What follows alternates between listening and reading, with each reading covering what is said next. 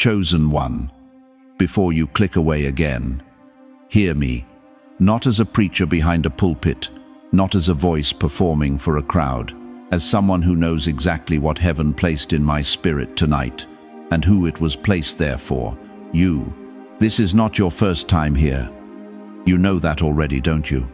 Something in your chest recognized this moment before I spoke a single word. That recognition that is not coincidence. That is God refusing to let the line go to voicemail one more time, because heaven called before. 4 times, chosen one. 4 times a word moved toward you with your name already written on it. 4 times something divine got close enough that you felt it. That restlessness at 2 in the morning, that thought too complete to be your own. That sudden stillness dropping into the middle of a loud day. 4 times. And 4 times. It almost landed. Then life moved. The scroll continued. The moment passed.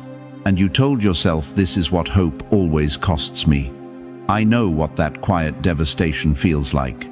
The specific exhaustion of someone who has been stirred enough times without transformation that they've learned to protect their heart before the word even finishes arriving. You stopped leaning forward. You started watching from a distance. Not because your faith died, because you got wise about disappointment. And yet, here you are. Still breathing, still showing up, still here. That is not weakness. That is the fingerprint of someone heaven refused to release. By the time this word is complete, 3 things will happen inside you. You will finally understand why those 4 approaches felt unfinished. You will recognize the signs of divine movement the next time it comes, and you will receive the word that was held back until this exact moment, because you were not yet ready to carry it. God was not trying again tonight. God was bringing completion. If you know you've been living in an almost season type, I'm still here. And if this found you on a weary day, stay to the very end. The final word is for the part of you that nearly gave up.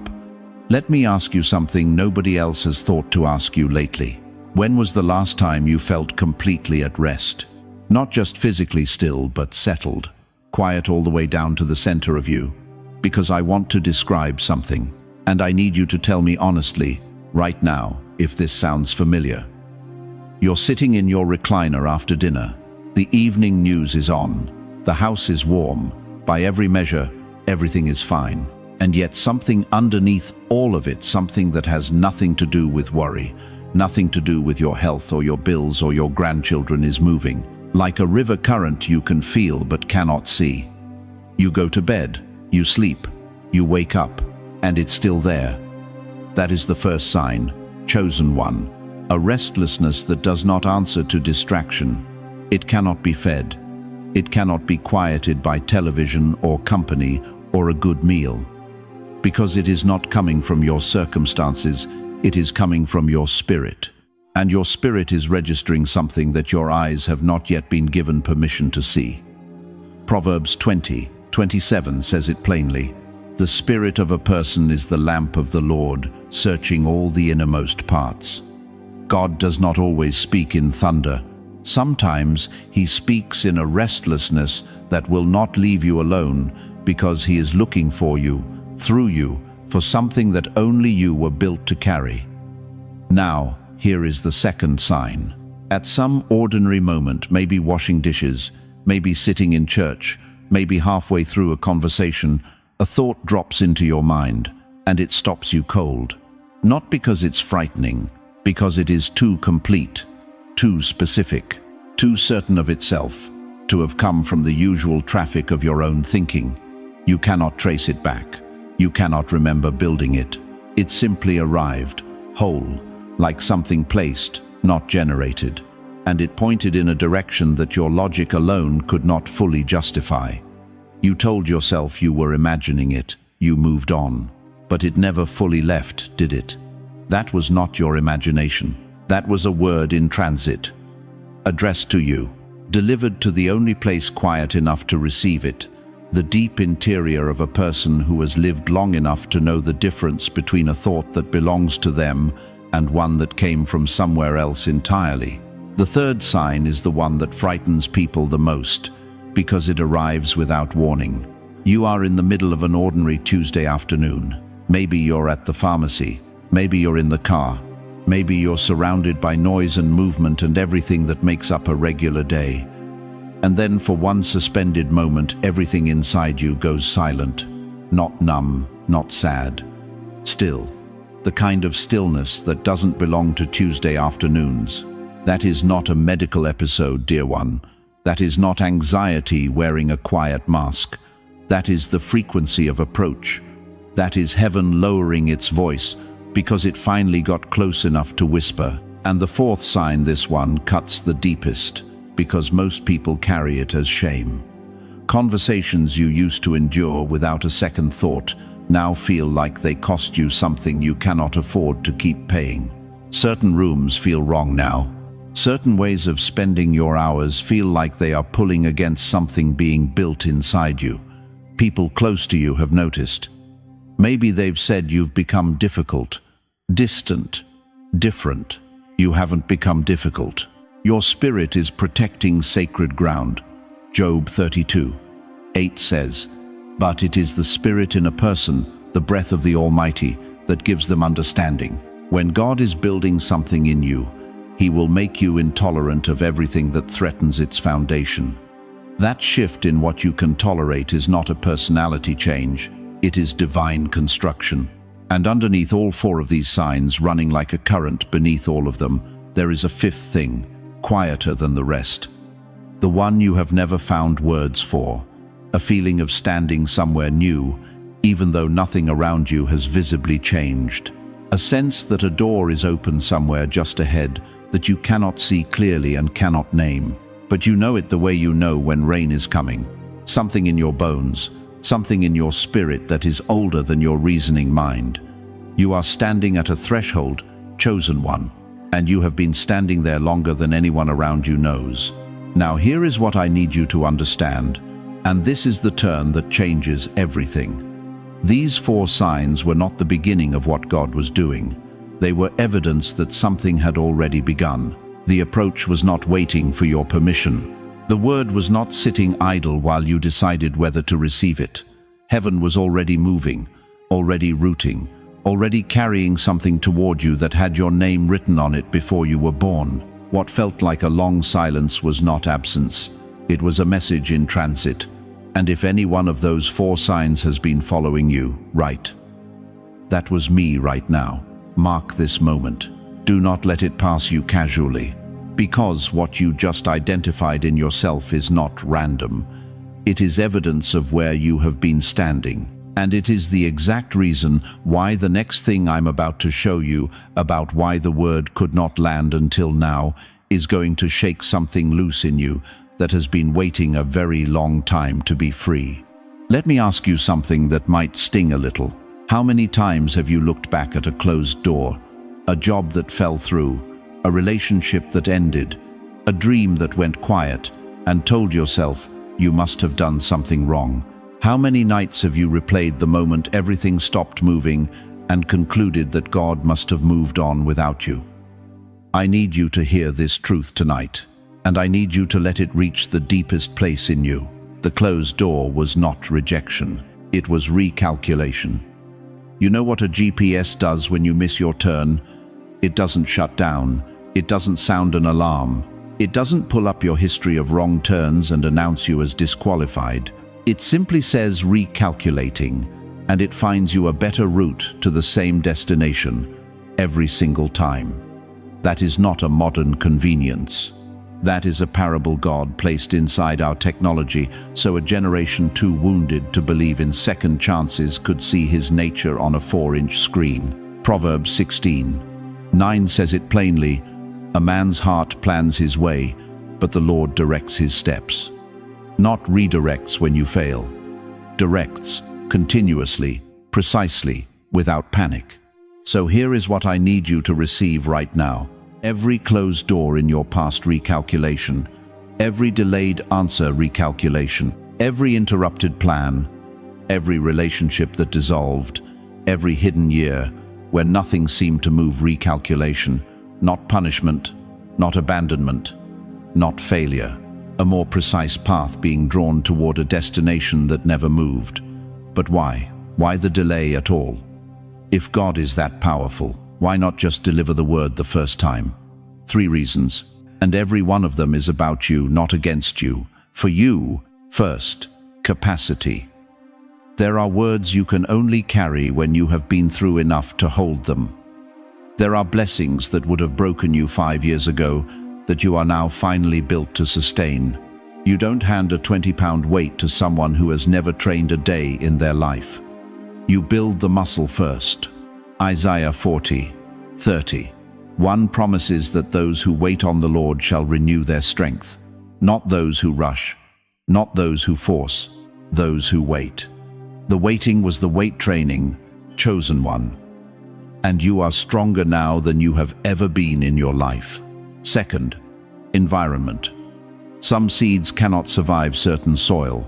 God is too precise, too deliberate, too deeply in love with what He planted in you to release the harvest into an atmosphere that would choke it before it had a chance to breathe.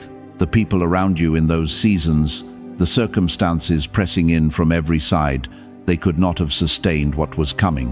So heaven held it, not because the promise expired, because the ground wasn't ready. A contractor pours the foundation deeper before the building rises higher. You don't see that work from the street, but without it, nothing stands. Third, completion. The message itself was still being formed.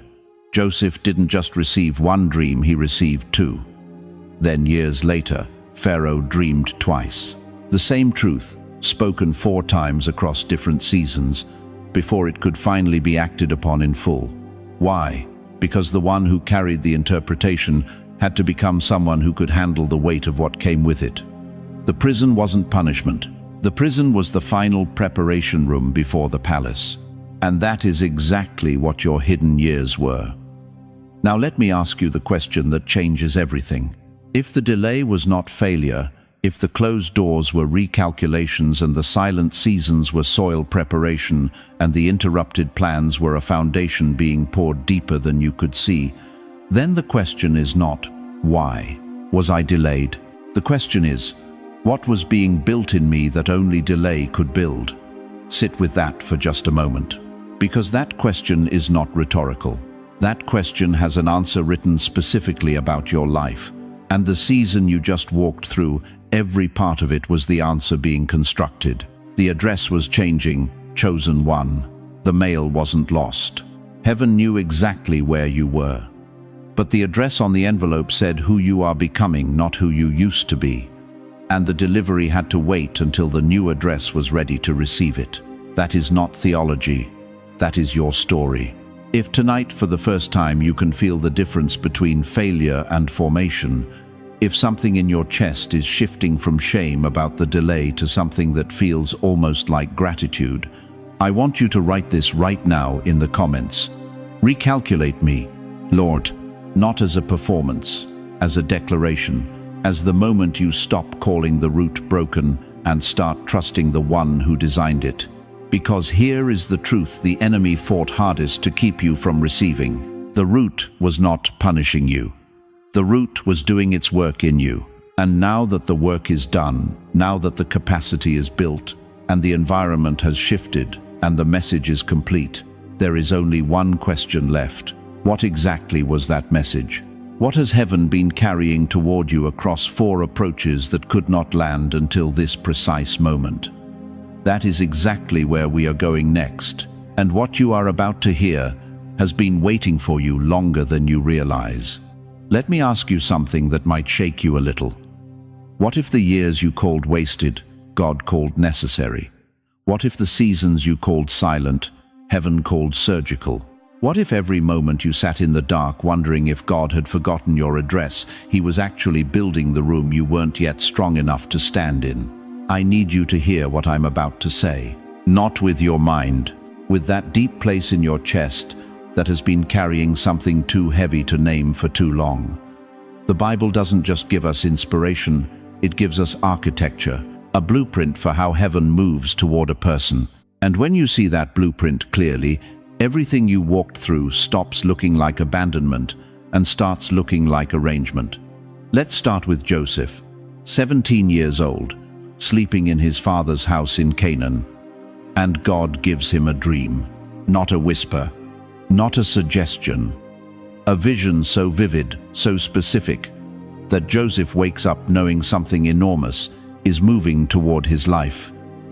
And then nothing. No palace, no throne, no fulfillment. Just brothers who resent him. A pit, a slave trader's cart, an Egyptian prison. Years of silence so thick you could cut it with a blade. But here's what most people miss when they read that story. God didn't give Joseph one dream. He gave him two. Same message, different images. And years later, Pharaoh dreams twice in one night. Same message, different symbols. And then two men in prison dream separately, and again, the same truth echoes underneath different imagery. One message, spoken in 6 different dreams, across multiple years, multiple mouths, multiple moments. Why? Because the message was never the problem. The vessel wasn't ready.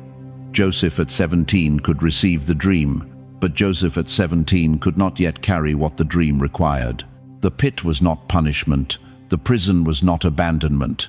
Every dark room was a weight room.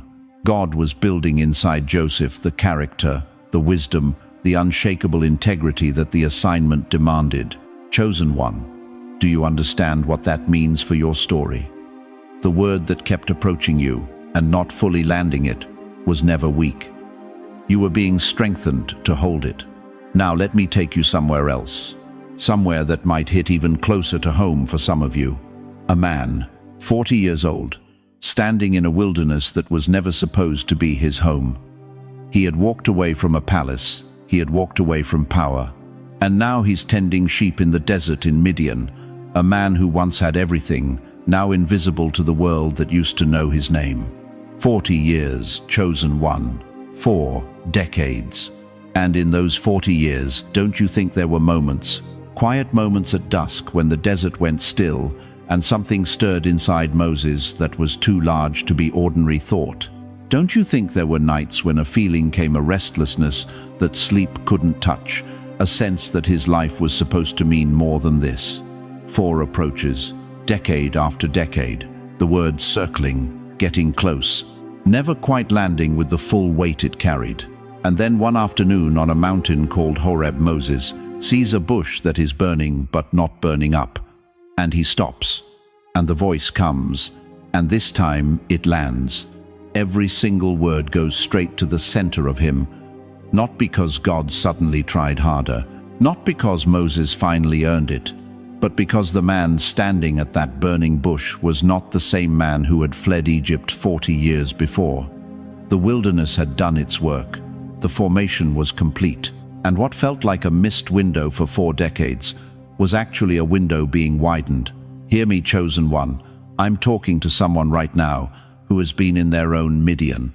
Maybe not 40 years. Maybe it's been 10. Maybe 20.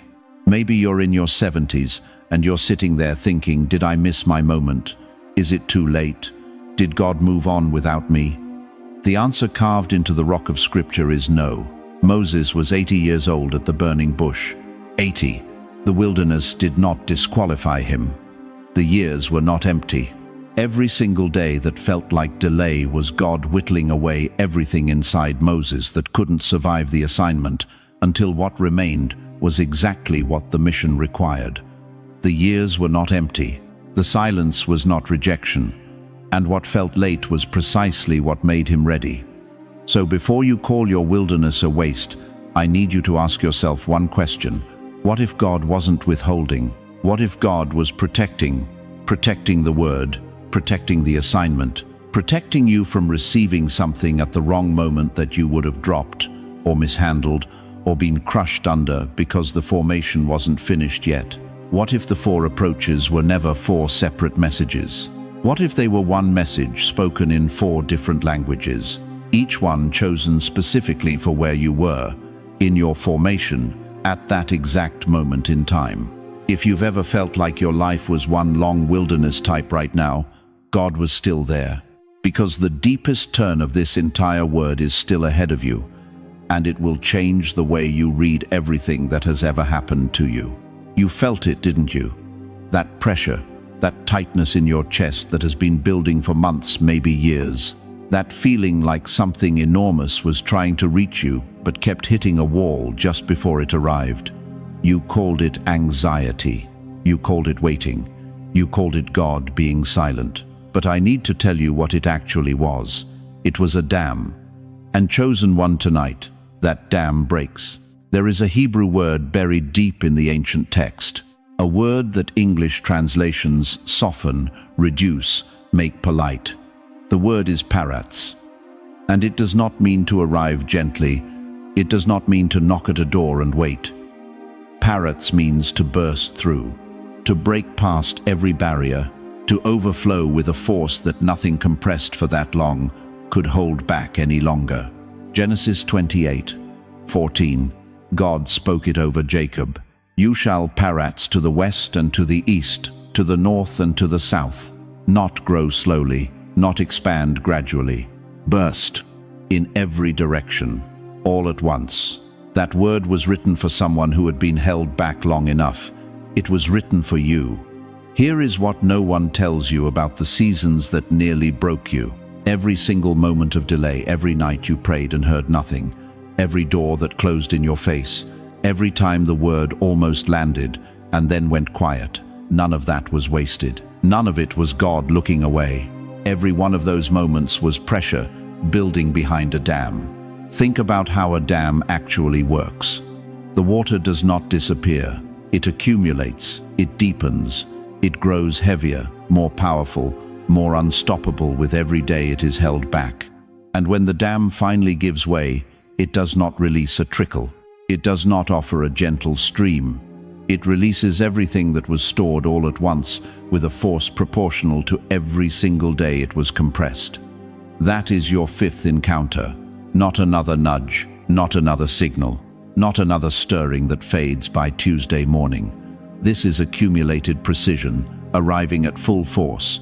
Every almost, every 4 a.m. cry, every prayer that felt like it evaporated before it reached the ceiling, every moment you kept going, when everything in you said stop. It was all storing pressure. It was all gathering behind the dam. And tonight the dam is breaking. Let me ask you something direct, something that might sting for just a moment. Why do you think the last season felt so unbearably tight? Have you ever worn a cast on a broken bone? The cast is not punishment. The cast is compression. It is the very thing that forces the healing to go deep instead of shallow. The tightness was not God restricting you. The tightness was God protecting the pressure, making sure that when the release came, it came with enough force to break patterns that a gentle breeze could never touch. The prophet Isaiah stood in front of a people who had endured what felt like an impossible compression. And God did not say, "Hang on, relief is coming." God said, "Behold, I do a new thing. Now it springs forth." Isaiah 43:19. Now, not eventually. Now it springs forth. That word springs forth is the same energy as parrots. It is not a gradual appearance. It is a sudden, unstoppable eruption of everything that was being held in preparation for this exact moment. Chosen one, you have been under that cast. You have worn the compression of the delay season. Your bones are healed. Your foundation is solid. And now the cast is coming off. And what is underneath is not the broken version that went in. What is underneath is stronger than anything that season tried to destroy. The dam is not cracking. The dam is gone. And here is what that means practically right now, in the real world of your life. The opportunities that felt permanently locked are beginning to respond to the sound of your footsteps. The relationships that felt frozen are beginning to thaw. The dreams you quietly buried because you could not afford to keep grieving them, they are not dead. They were seeds, and the flood that is releasing tonight is the very water they were waiting for. This is not me painting a picture to make you feel good for 20 minutes. The Bible does not lie, and neither does the pattern it documents across every single life it records. Joseph did not gradually become powerful. One conversation one morning, and prison became palace. That is parrots. That is what overflow after compression looks like in real time. But I need to ask you something before we go any further, because this is the moment where most people do something that costs them everything. You are standing at the flood. The dam has broken. The water is rushing. And the question is not whether the overflow is real. The question is, will you recognize it when it arrives, or will you explain it away? How do you know you are truly inside a parrots moment and not just another almost? How do you receive what God is releasing without your own hand accidentally closing the gate? Because there is a way to sabotage the fifth encounter. And it is more common than you know. If you believe God did not carry you through 4 hard chapters just to abandon you standing at the fifth type, this time it lands. Because what comes next will show you exactly how to stand in the flood without flinching. Not another signal, not another almost. This is the arrival. Let me ask you something nobody has asked you in a long time. When was the last time you trusted something good fully, without bracing for it to fall apart? Think about that. Really think. Because somewhere along the road, chosen one, you stopped leaning in, not because you lost faith in God, but because you learned the hard way, the expensive way that hope has a price tag, and you have paid that bill more times than you care to count. So you got careful, you got quiet, you developed a system. Feel the stirring, acknowledge it, but don't move too fast. Don't tell anyone, don't celebrate yet. Wait and see. And here is the shattering truth nobody tells you about that system. The very armor you built to protect your heart has been blocking the signal. God has been transmitting, and your protection, your hard-earned, battle-tested, completely understandable protection, has been acting as interference. That ends today, because heaven gave me 2 things to hand you right now. Not poetry, not inspiration that dissolves by Thursday. 2 tools, concrete, practical, real. The first is how to recognize when God is approaching. The second is how to posture yourself to actually receive it. Write this on the walls of your memory. Recognition. 5 markers. The first is an unshakable restlessness, not anxiety, not the kind that comes from bills or bad news. This restlessness survives a full night's sleep. It is still sitting there quietly at your center when the coffee is done and the morning news is off. That is your spirit registering movement in the unseen. Something is approaching from the other side of what your eyes can currently reach. The second is a thought that doesn't feel like yours. It arrives too complete, too specific. You cannot trace where it came from. You cannot reverse engineer it. It simply appeared fully formed, like something placed, not generated. Proverbs 20:24 says it plainly, "A person's steps are directed by the Lord." That thought was not random. That was direction. The third is sudden inner stillness. You are in the middle of a noisy day, grandchildren, television, worry, and then, without warning, everything inside you goes quiet, not empty. Quiet. There is a difference. That stillness is the frequency of approach. 1 Kings 19:12 calls it the still small voice. God did not arrive in the earthquake. He arrived in the silence after. The fourth is a shift in what you can tolerate. Things that used to feel fine. Certain conversations, certain company, certain ways of spending your hours suddenly feel like they are costing you something precious. You have not become difficult. Your spirit is protecting what is being built inside you. Honor that. The fifth is a threshold feeling, a quiet, unshakable sense that a door is open somewhere, even though you cannot see it clearly. You feel it more than you know it. You are standing at an edge. Something real is on the other side. When 3 or more of these appear at the same time, chosen one, you are not imagining things. You are in a divine approach. Not maybe. Not probably. You are in one. Now, the second part. And this one is where most people, good people, faithful people, people who have been through it, this is where they stumble. Posture. 3 commands. Do not rush it. The moment you try to force a sacred encounter to move faster than it is ready to, you scatter it. You cannot grab revelation. You can only receive it. Stop white-knuckling what God is trying to gently place in your open hands. Do not dismiss it. How many times have you explained away the sacred? You felt something real, and then your mind stepped in and said, that was just emotion. That was just coincidence. I'm being dramatic. And the moment evaporated. Chosen one, that was not discernment. That was fear wearing the costume of wisdom. And the third, the one I need you to hear deepest of all. Do not demand perfection from yourself before you allow yourself to receive. You have been waiting until you are ready enough, faithful enough, healed enough, together enough. And heaven has been waiting for you to understand that readiness is not a prerequisite for this encounter. It is the result of it. Ephesians 2:8 does not say, "For by grace you are saved after sufficient preparation." It says, "For by grace you are saved through faith." Grace moves first. Your perfection was never the price of admission. Now let me say something about that caution you carry, that guardedness, that learned hesitation. That system you built after the third time, hope cost you more than you had to give. It is not your enemy. In fact, and stay with me here, it may be one of the holiest parts of your entire story. Because the chosen ones who arrive at the fifth encounter are never the ones who had the easiest road. They are the ones who had the most to carry, and kept going anyway. Your caution is not the absence of faith.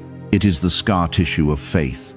And scar tissue, chosen one, is the strongest tissue the human body produces. If you have been bracing because hope has been expensive, stay with me. The encounter does not require your perfection. It requires your presence. And the next part of this message is going to show you exactly what was being built inside you during every single season that felt like silence from God, and why the delay was never what it appeared to be. Stay with me now, because what I'm about to say, most preachers won't say it. Most motivational voices won't go here. But you are not most people. And this word was not built for a crowd. It was built for you. So let me ask you something nobody has asked you lately. When was the last time you walked into a blessing with your coat still on? You know what I mean. You stepped through the door. You showed up. You even said, "Thank you, Lord." But somewhere inside, you didn't fully sit down. One foot stayed near the exit.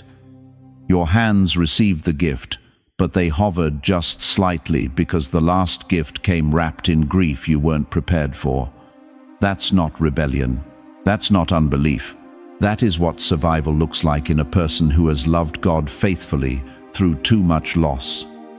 I'm speaking to the widow right now who has buried more people than she ever planned to bury, who still goes to church, still opens her Bible, still whispers his name in the dark, but who now enters the sanctuary with folded arms, not because the fire went out, because she learned what happens when you let yourself burn too bright before the answer arrives. I'm speaking to the man who stopped expecting good news, not because he stopped believing, because he got educated by disappointment, because hope, for him, has a price tag he can barely afford anymore. I'm speaking to the caregiver, the one who has given everything every morning, every dollar, every ounce of emotional reserve, and who sits in this moment running on the last thread of something they can no longer name. Are you there? Do you recognize yourself? Here is what the world calls that: weak faith. Here is what God calls it: wisdom forged in fire. Romans 5:3 says it plainly: tribulation worketh patience, not comfort, not shortcuts. Tribulation. The Greek word there is thlipsis. It means pressure, crushing weight, the kind that doesn't lift quickly. And Paul says that pressure doesn't destroy the chosen. It produces something in them. Your caution is not the absence of faith. It is faith that has been pressure tested, faith that has scars on it, faith that has been to the funeral and came back, faith that sat in the waiting room for 3 years and didn't walk away. That is not a small thing. That is one of the rarest things on earth. Now, Let me speak directly to the wall. You built it, didn't you? Quietly, brick by brick. After the prayer that wasn't answered the way you needed. After the door that closed when you were certain God said open. After the person who left. After the diagnosis. After the promise that stretched so long, it started to look like silence. You built the wall not to keep God out, but to keep yourself from falling apart one more time. And here's the truth that may shake something loose in you right now. God never asked you to tear it down. He walked through it. John 20:19. The disciples were locked behind closed doors, doors shut with fear, doors sealed with grief. And Jesus didn't knock. He didn't wait outside. Scripture says he simply stood in the midst of them. No wall, no door. No amount of protected caution stopped him from arriving exactly where they were. He will do the same for you, which means this, and I need you to really hear this. You are allowed to be cautious. You are allowed to carry the memory of what didn't land the first time, and the second, and the third, and the fourth. You are allowed to stand at the edge of this moment with every scar you've earned from the seasons that cost you more than they returned. You are allowed to receive anyway, because presence, your presence right here, right now, is enough. It has always been enough. You don't have to manufacture the feeling. You don't have to perform the surrender. You just have to stay in the room. That is all God has ever asked of you. And here is where everything shifts. If your caution never disqualified you, if that wall was wisdom, not weakness, if those 4 approaches weren't failures but formation, then ask yourself this question. Really ask it. Who did those years make you? Not what did they cost you, not what did they take, not how far behind they left you. Who are you now because of every season you endured without breaking? Because I am telling you, chosen one, the answer to that question is, the reason the 5th encounter is different from the first 4. It's not that God tried harder. It's not that the word changed. It's that you changed, slowly, quietly, in ways you couldn't measure and the world couldn't see. Those 4 approaches were building something in you, a depth, a weight, a sacred interior architecture that the word you are about to receive requires in order to be fully carried. You were not forgotten in the waiting. You were being formed in it. And what was formed in you is now about to be named. If hope has been expensive for you, if you know what it costs to keep showing up type right now, I'm still open. Because what comes next is the revelation those 4 seasons were building you toward, and you are finally ready to hold it. Let me ask you something nobody has ever asked you directly.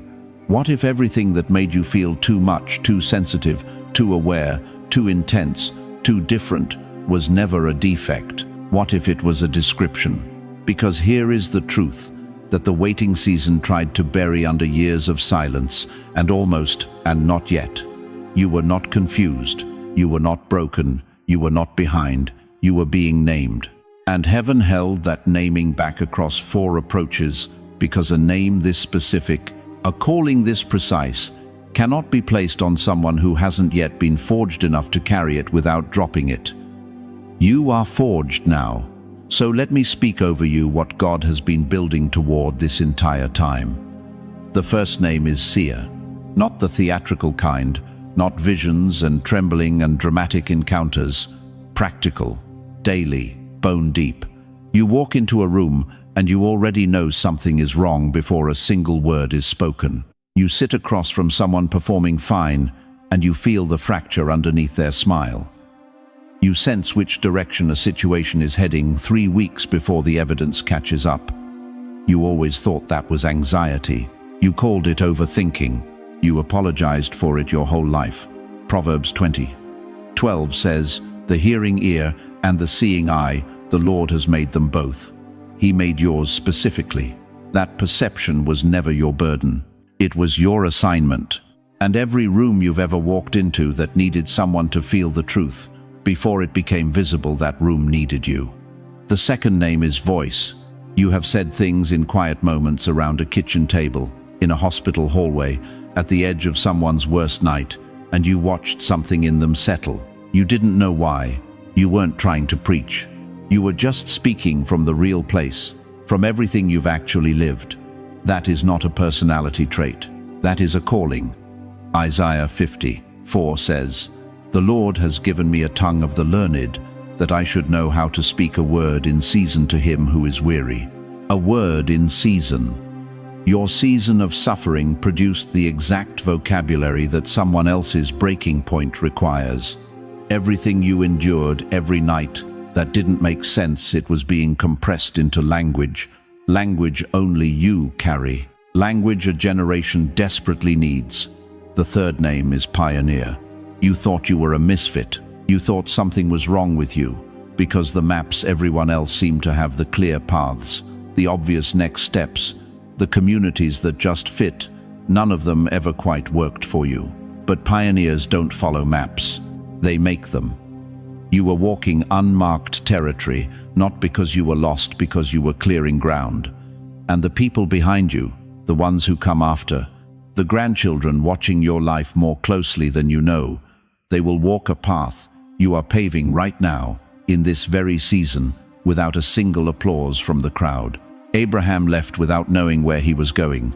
Hebrews 11:8. He wasn't confused, he was commissioned. So were you. The fourth name is spiritual warrior. Let me be direct with you. The specific weight you carried through the last decade, the losses that stacked, the betrayals that came from the people who should have been safest, the seasons when you held everything together for everyone around you, while privately wondering if you had anything left that was not ordinary endurance. That was warfare. Ephesians 6:13 says, "Having done all, stand, not having won everything, not having understood everything, just stand." And you did. Through nights that should have broken you, through silences that should have emptied you, you held ground that heaven needed held. And the enemy was not fighting your past when he came at you that hard. He was terrified of your future. The fifth name, and this one will shake something loose in you if you let it, is cycle breaker. There are patterns in your family line that are older than your name. Patterns of silence, of smallness, of just surviving and calling it enough. Of wounds passed down like heirlooms nobody wanted, but nobody knew how to refuse. Those patterns end with you, not because you are better than everyone who came before, because you were specifically equipped for this moment in the story. You were sent into this generation with the exact combination of pain and persistence and faith required to close what previous generations could not close. What stops with you could not have stopped without you. Romans 8:29. Predestined to be conformed to the image of his Son. Predestined, chosen, named before you were formed. You were not too much, chosen one. You were being named. And now, I need to show you the deepest truth of all. Because the 5 names I just spoke over you, seer, voice, pioneer, warrior, cycle breaker, they are not 5 separate gifts. They are 5 faces of one complete calling, and the 4 approaches you walked through. They were not 4 separate messages sent your way. They were one message spoken in 4 different languages, each one building the interior depth required to carry what comes next. If any of those names pierced something in you, write it in the comments right now. Seer, voice, pioneer, warrior, cycle breaker. Because the name you choose is the name God is about to activate. And what comes next will show you exactly how. Stay with me, right here. Because what I'm about to say, this is the moment the whole story locks into place. You have been waiting for this without knowing you were waiting for it. All your life, chosen one, you assumed that if God was truly speaking to you, you would know it. You assumed it would be unmistakable. Loud, clear, a burning bush you could not possibly walk past without stopping. But what if heaven doesn't always speak in fire? What if God spent years speaking to you in a language your mind kept translating as something else? Entirely restlessness, random thoughts, strange silences, that feeling of standing at a door you couldn't find the handle to. Here is the truth that will reframe every season you thought God went quiet on you. Those 4 approaches were never 4 separate messages, they were one message, written in 4 different languages, each one chosen specifically for where you were at that exact moment in your formation. The first language touched your nerves. That restlessness you felt, the kind that sleep couldn't fix, that vacation couldn't cure, that no amount of distraction could silence. That was not anxiety, that was not weakness. That was heaven writing the first chapter of this word directly into your body. Your nervous system was the paper, the restlessness was the ink. God was saying, something is moving toward you. Your flesh felt it before your mind had words for it. The second language touched your thoughts. That idea that arrived too complete, too surgical, too certain to have come from you. You remember it. You couldn't trace where it came from. You tried. It simply appeared, the way a letter slides under a door in the night. That was the second chapter arriving, God writing directly into your mind. Not your emotions, not your feelings, your thoughts. Because what was coming would require more than feeling. It would require knowing. The third language touched your interior quiet. That sudden stillness that dropped into the middle of a loud, impossible day when everything inside you went calm without warning. The noise outside didn't stop. But something deeper than the noise took over, like a hand placed gently on a shaking shoulder. That was God writing the third chapter into your spirit, into the place underneath all your words and worries, the place that does not lie. The fourth language touched your sense of place. That feeling of standing somewhere new, even though nothing visible had changed. A door somewhere was open. You could feel the air moving through it. You couldn't name what was on the other side. But you knew.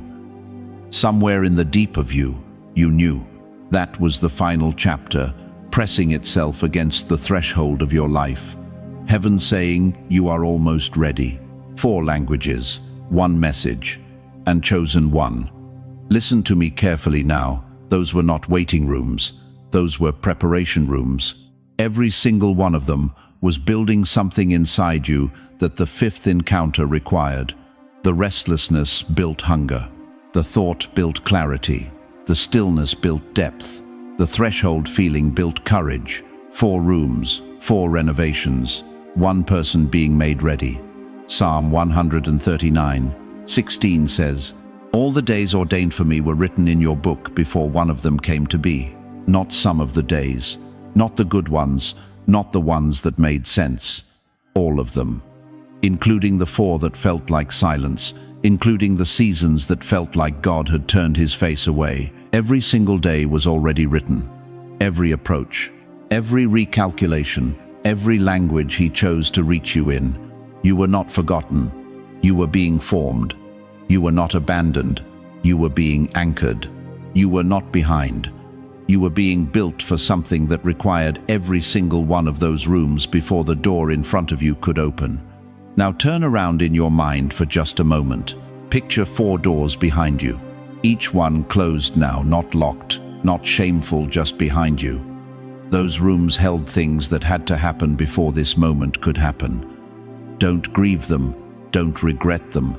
Honor them. They were the architecture of your arrival. Now look forward. 1 door, already open. No test left to pass. No threshold left to cross. No more waiting for the signal that it's finally time. It is time. And this 5th encounter, it does not speak in 1 language. It speaks in all 4 simultaneously. It hits your nerves and your mind and your spirit and your sense of place all at once. That is why it feels different from everything that came before. That is why something in your chest is moving right now that hasn't moved in a long time. This is not God trying again. This is God completing what he began in the very first approach. The first restless night. The first thought that felt too large to be yours. The first unexpected stillness. The first feeling that a door was open somewhere nearby. He was building to this. And now I want to say the words this entire message has been moving toward. Chosen one, you have arrived. Not almost, not getting close, not keep going just a little further. You have arrived. If this word found you after a long season of almost, write in the comments right now, I receive it in full.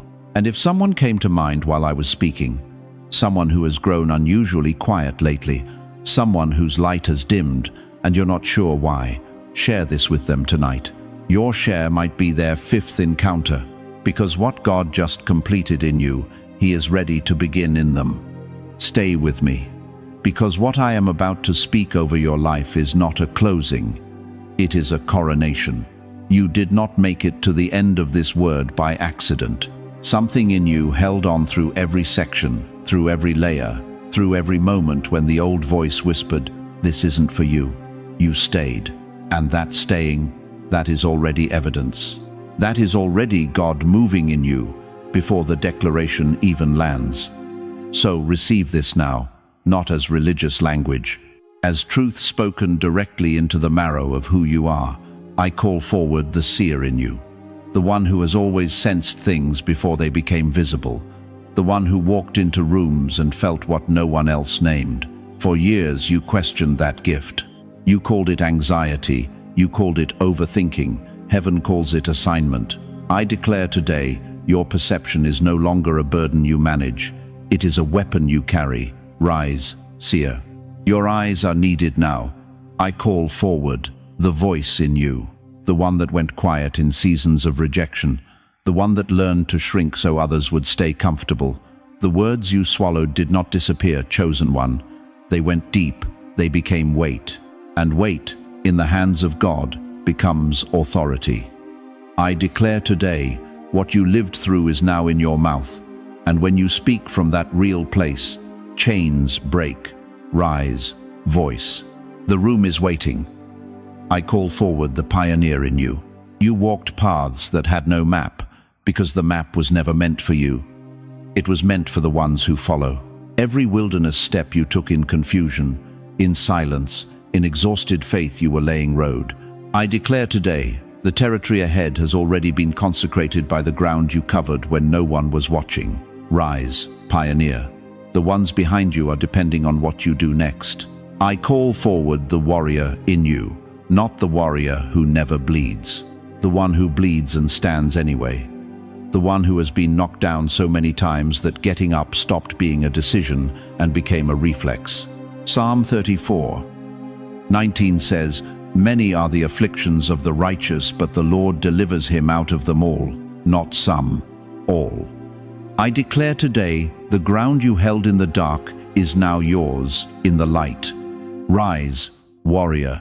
The battle has already shifted, and I call forward the cycle breaker in you. This is the one that carries the most weight, because you were not just fighting for yourself. You were fighting for every name in your bloodline that never broke free. Every generation that passed the same ceiling down like inheritance.